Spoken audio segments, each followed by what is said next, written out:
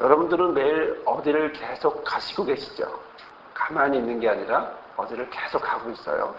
저도 역시 마찬가지고 여러분도 마찬가지고 계속 움직이고 있는데요.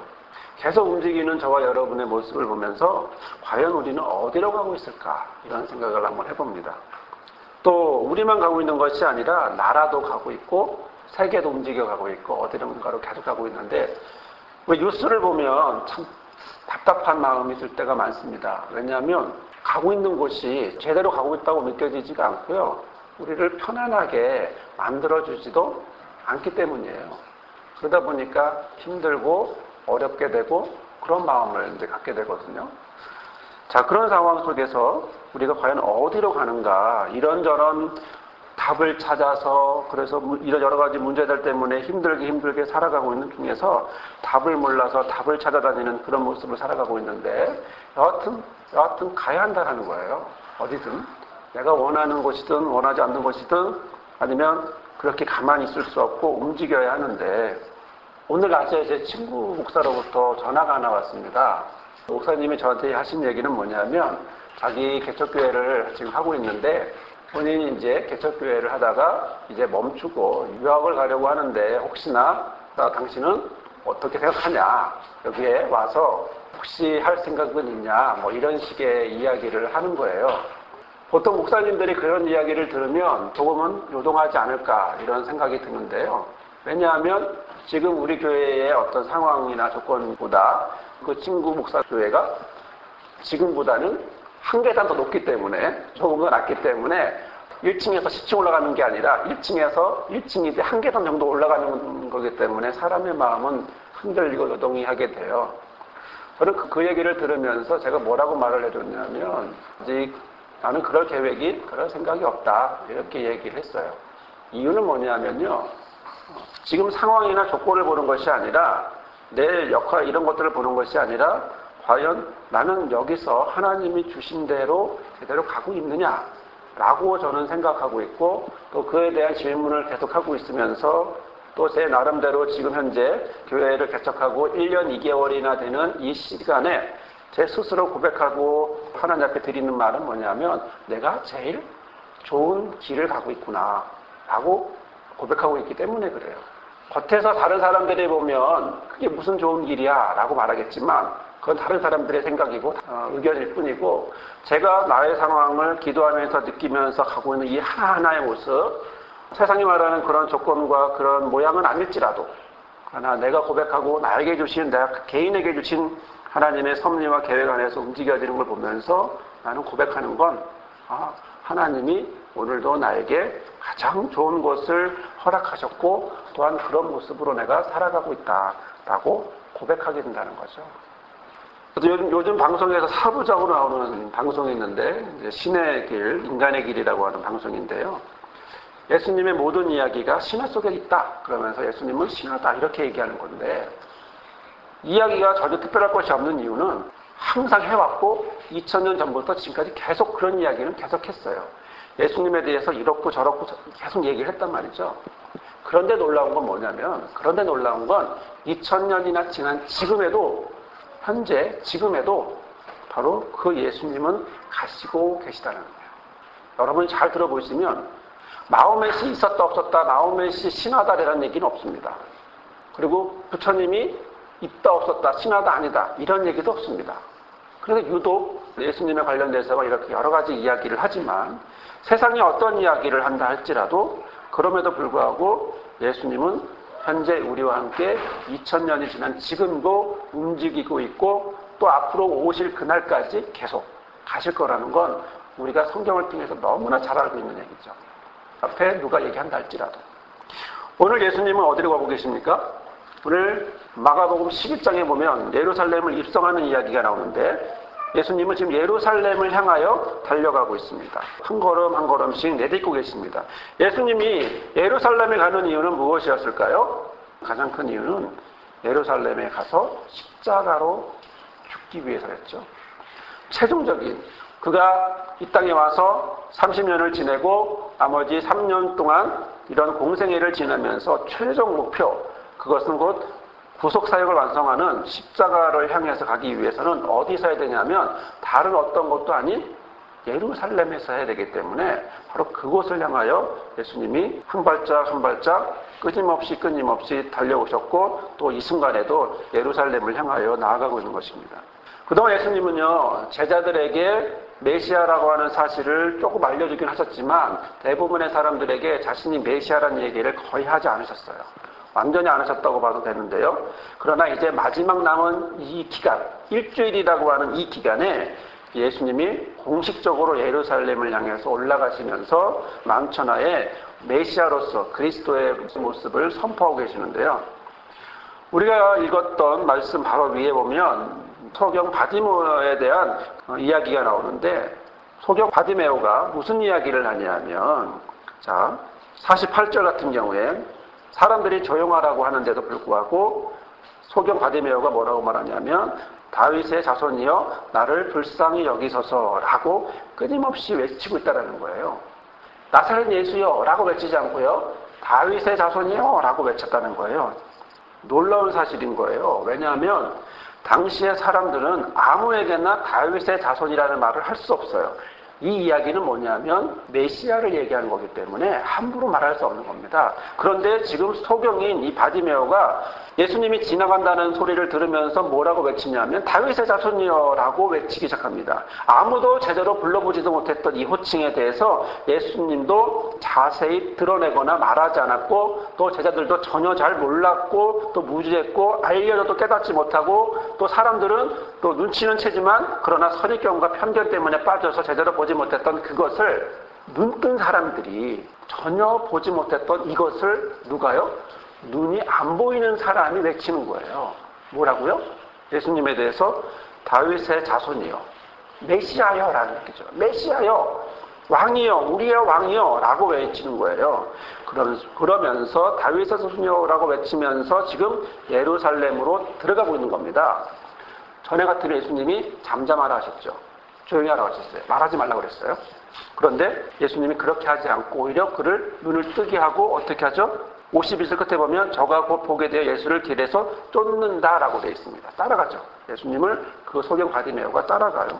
즉 예루살렘에 입성할 때 지금까지는 비공식적이었다면 이제는 공식적으로 뭐로 가는 겁니까?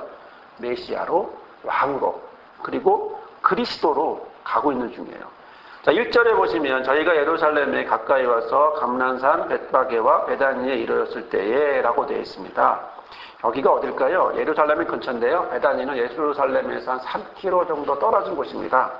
거기서 예수님이 뭘 하십니까? 3km 떨어진 곳에서 제자들 2명을 보내요. 왜 보낼까요?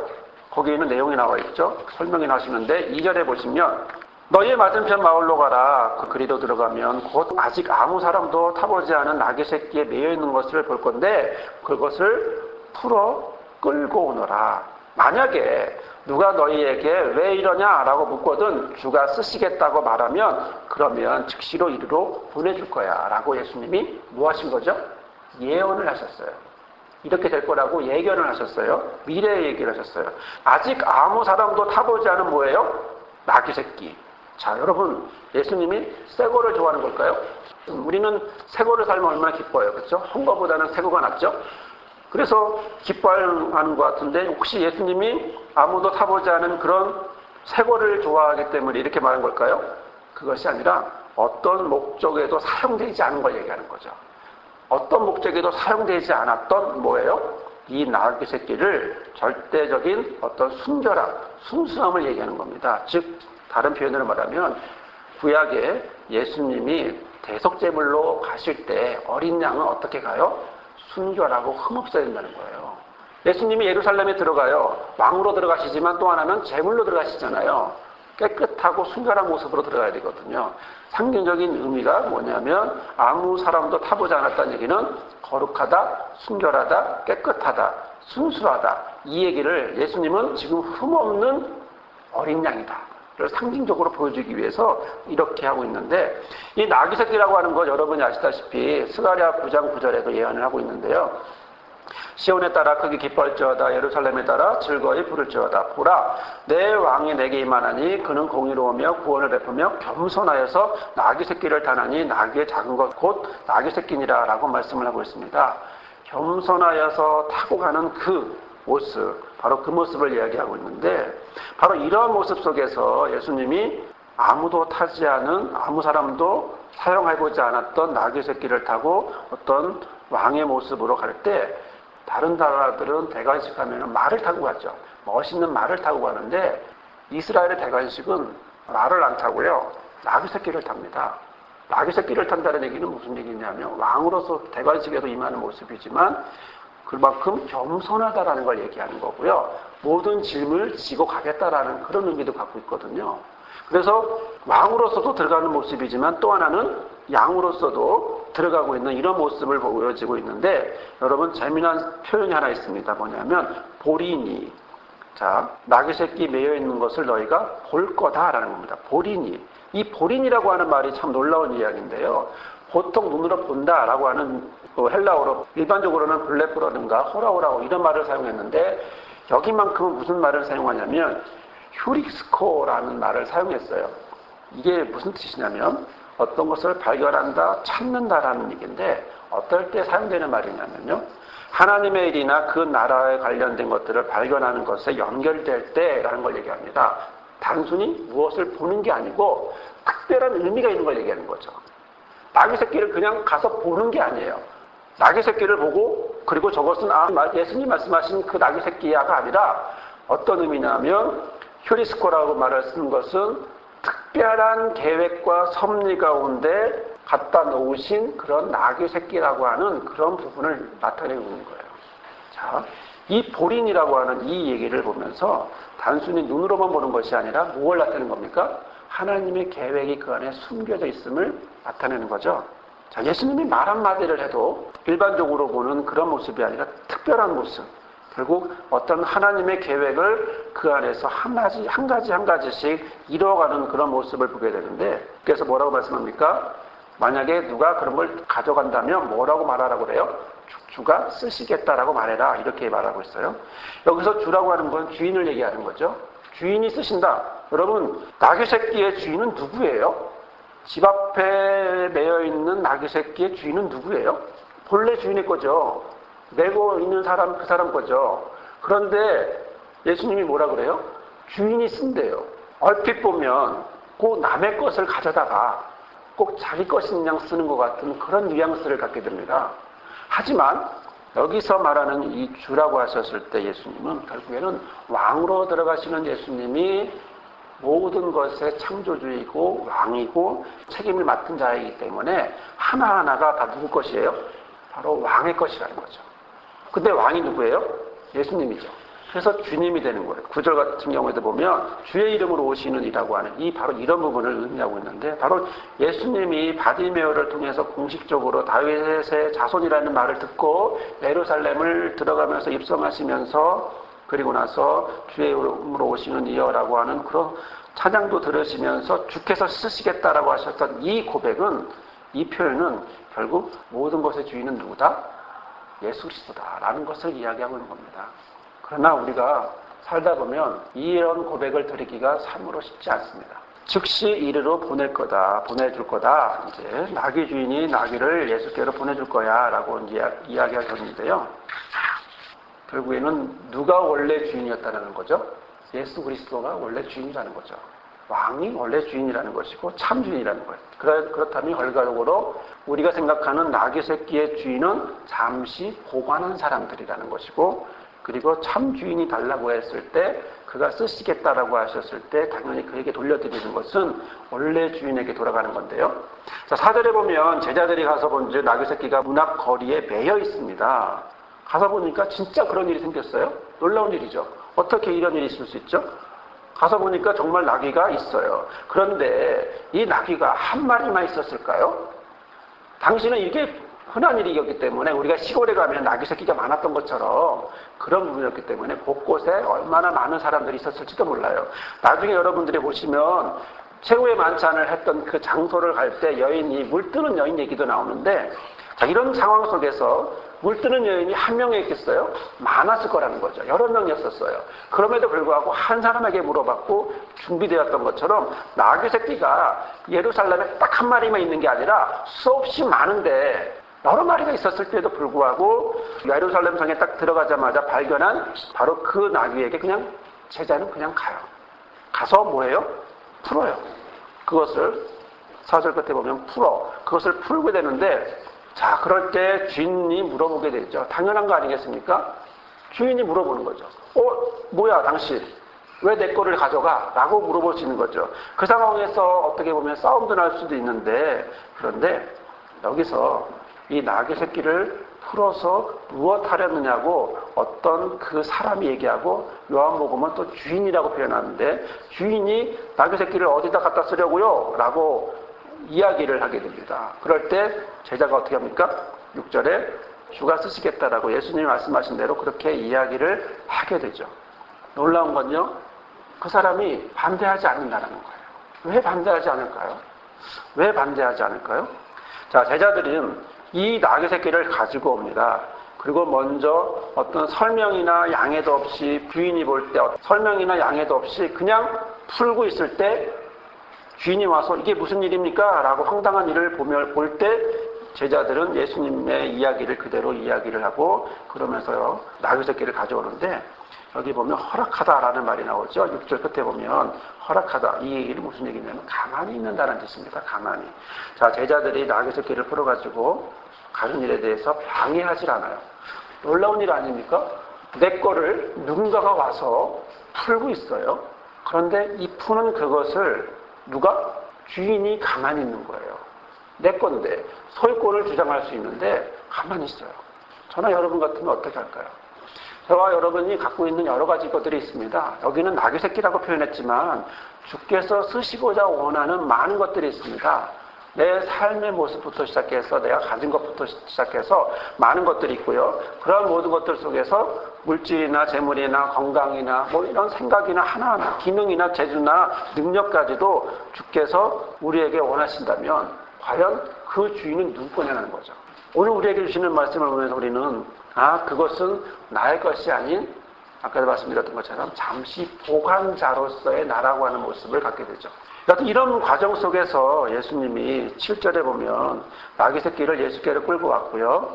그러자 사람들이 어떻게 합니까? 제자들이 자기의 겉옷을 그리 걸쳐놓고요. 예수님이 그것을 타니까 마치 사람들은 너무나 기쁜 거예요. 어떻게 해요? 이제 예루살렘에 입성하는 거죠. 예루살렘에 입성하는 3km 길을 걸어가게 되고요. 그리고 가면서 제자들은 너무나 신난 겁니다. 왜냐하면 이 길은 어떤 길이에요? 영광의 길이거든요.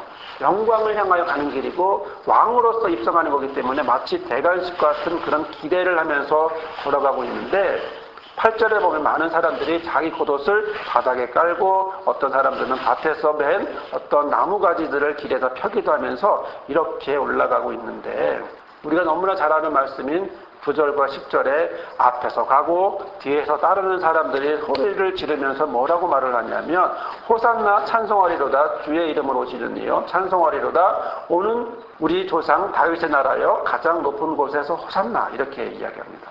예수님을 가운데 두고 앞에서 뒤에서 사람들이 따라가는 거죠. 이 사람들이 얼마나 많았는지는 우리는 알 수는 없어요. 숫자가 나오지 않기 때문에 뭐 몇백 명이다 몇천 명이다 이런 표현들은 되어 있지 않기 때문에 알 수는 없지만, 그러나 중요한 부분은 사람들이 앞뒤에서 소리를 질러요. 찬송하리로다 그래서 왔다 갔다 하면서 화답하고 있는데, 군중의 이런 외침은 결국 메시아에 대한 소망이고 기대했던 것이고, 와 드디어 우리가 이렇게 어렵고 힘들게 살아갔지만 그러나 지금 드디어 메시아가 와서 지금까지 보니까 안진뱅이도 일으키고 병든 사람도 고쳐주고 소경도 눈뜨게 하고 뭐 죽은 사람도 살리는 그런 예수가 지금 우리와 함께 예루살렘에 가니까 야 정말 이젠 우리가 왕으로 모실 수 있는 분이 왔구나 라고 찬양하면서 기뻐하면서 하나님을 향하여 찬송한다라고, 이런 왕을 주심을 감사합니다 라고 외치고 있는 이 사람들의 모습에는 소망과 기대가 너무나 가득하다는 거죠. 그러면서 게다가 뭐라고 말하냐면 주님의 이름으로 오시는 사람이라는 거예요. 예수님이 지금 다른 사람으로 오는 게 아니라 그들 눈에도 하나님이 보낸 자라고 느끼는 거예요. 자, 이럴 때 이 사람들은 지금 어떤 마음일까요?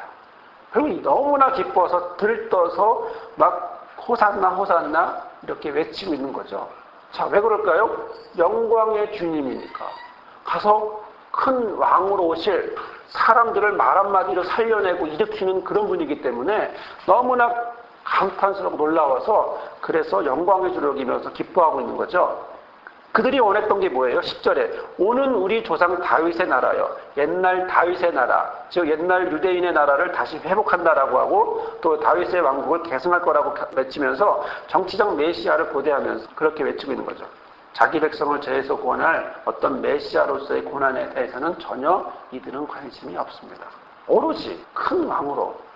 안타깝게도 지금 우리나라의 대통령도 처음에는 굉장한 지지를 받으면서 대통령이 되거든요.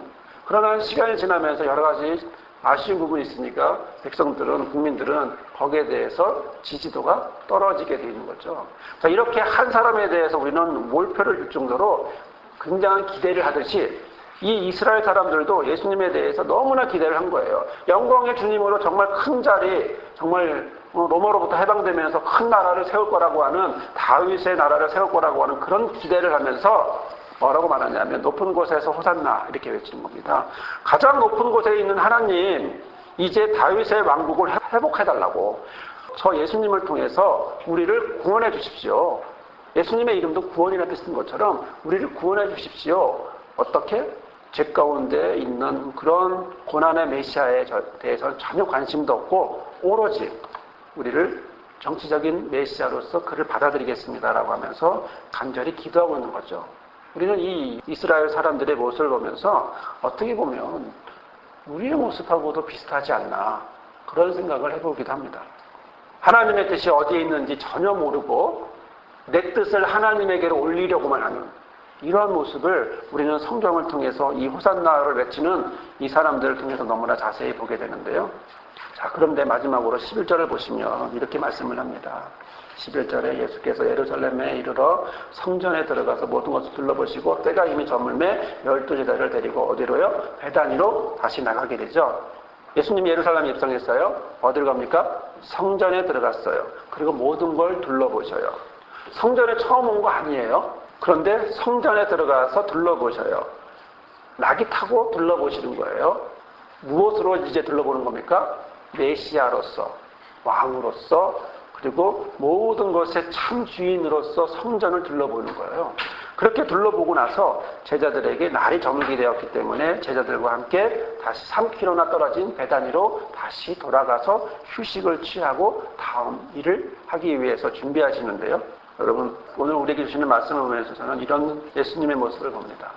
뭐냐면 예수님은 끝까지 가신다는 거죠. 한 걸음 한 걸음 끝까지 계속해서 가시고 있는 거예요.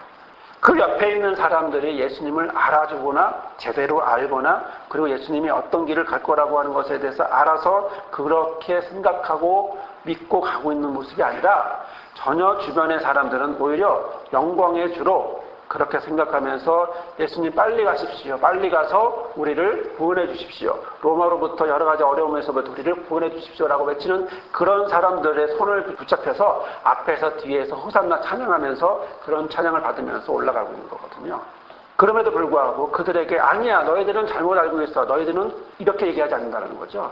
끝까지 예수님은 본인이 가야 할 그 길을 그냥 가고 있을 뿐이에요. 다윗의 자손이요. 불쌍히 여기셔서라고 바디메오 소경이 외쳤고 또 그도 함께 가고 있고요. 또 그 사람을 향하여서 잠잠하라고 소리쳤던 그 사람들도 지금 예수님 옆에 같이 있어요.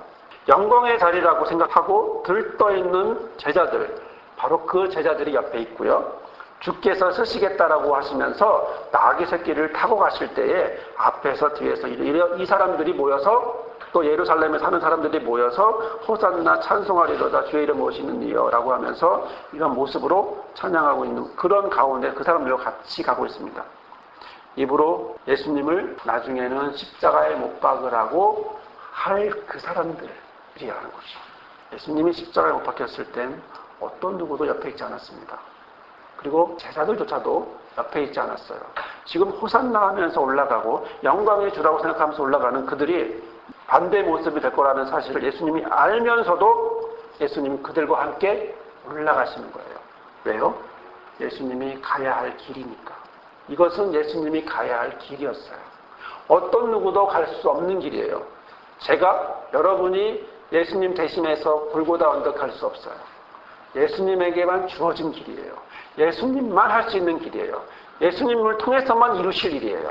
그래서 예수님은 이 땅에 오셔서 30년을 지내시고 공생애를 지내고 마지막 일주일을 남겨놓고 예루살렘을 향하여 올라가고 있는 겁니다. 자신이 해야 될 그 일을 향해서. 여러분은 지금 어디로 가고 계시나요? 여러분들은 지금 한 걸음 한 걸음 걸어가시면서 어디를 가고 계셔요? 어떠한 목표를 향하여 어떻게 걸어가고 계셔요? 가시면서 얼마나 막막할 때가 많습니까? 얼마나 답답할 때가 많습니까? 또 가실 때 혼자 가시나요? 아니면 다른 사람들하고 같이 가시나요? 다른 사람들한테 물어보면 이 사람은 이 답을 얘기하고 저 사람한테 물어보면 저 사람은 저 답을 얘기하는데 서로 다른 답을 들어가면서 나는 계속 우리는 가고 있는데 안 갈 수도 없고 가야만 하고 또 그러면서 또 주변에 있는 사람들에게 영향을 받으면서 이렇게 살아가고 있는데 자, 이럴 때 과연 나는 혼자 가고 있나요? 여러분은 지금 어디로 가고 있는지 확답하면서 그리고 어떤 모양 가는지 물어보고 싶은데 혼자 가고 계신가요? 성경은 분명하게 얘기합니다. 예수님은 혼자 가셨지만 옆에 사람들이 있어도 예수님을 전혀 알지 못하는 예수님에 대해서 전혀 상관없이 자기 뜻만 요구했던 그런 사람들 곁에서 그들과 함께 올라가셨던 그 예수님이 오늘 저와 여러분과 함께 걸어가고 있다는 거예요. 저와 여러분이 어디로 가고 계셔요? 저와 여러분은 지금 한 걸음 한 걸음 걸어가면서 무엇을 향하여 가고 있습니까?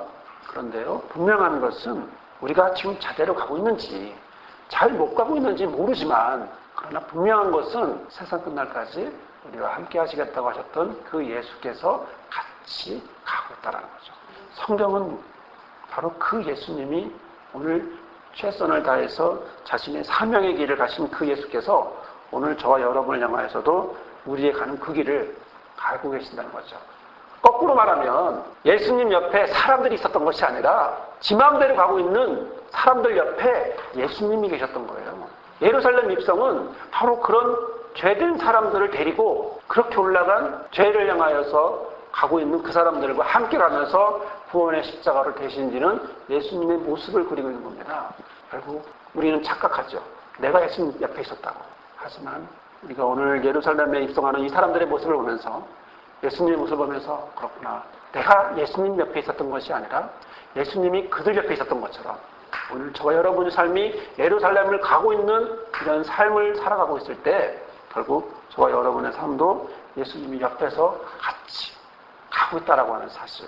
다만 그 예수께서 가운데 있기를 앞뒤에 있지 않고 가운데서 호산나듯이 저와 여러분이 비록 잘못된 생각과 잘못된 여러 가지 불편한 부분이 있을지라도 그러나 하나님을 향하여 예수를 그리스도를 향하여 성령의 인도함 받아서 예수를 향하여서 호산나 찬송하리로다 주의 이름으로 오시는 이여 찬송하리로다 오는 우리 조상 다윗의 나라여 가장 높은 곳에서 호산나 하는 이 고백이 그들은 잘못 알았지만 그러나 저와 여러분은 오늘 예수의 말씀을 갖고 한 걸음 한 걸음 온전한 모습으로 살아가는 온전한 모습으로 예수와 함께 동행하는 그런 저와 여러분이 되기를 주님의 이름으로 간절히 부탁을 드립니다. 아멘. 거룩하신 주여 이 시간 우리와 함께 하시니 감사합니다. 연약한 우리의 모습을 주 앞에 고백하는 것은 내 생각, 내 뜻, 내 계획들이 많았음을 고백합니다. 예수님을 향하여 영광의 주가 되기를 원하고 예수님을 향하여 내가 원하는 그런 메시아가 되기를 원하며 또한 그렇게 인해서 옆에서 계속 예수님과 함께 예수님을 도와준다고 생각하며 갔던 그런 이스라엘 사람들이 혹시 나의 모습, 우리의 모습은 아니었는지요. 그러나 그들과 함께 하셨던 예수님이 오늘 우리와도 함께하는 줄을 고백하오니 우리의 연약하고 부족한 모습은 인간의 모습인지라 어쩔 수 없지만 그러나 순간순간마다 깨닫고 변화되고 나아가서 예수께서 오늘도 예루살렘에 입성할 때 함께 하셨던 것처럼 우리와의 삶에도 함께 하셨음을 믿사오니 우리가 온전한 믿음의 고백이 날로 표현될 수 있도록 또한 고백되며 살아갈 수 있도록 우리의 삶 가운데 함께하여 주옵소서. 예수님이 우리와 함께 하시니 감사하며 예수님의 이름으로 기도드리옵나이다. 아멘.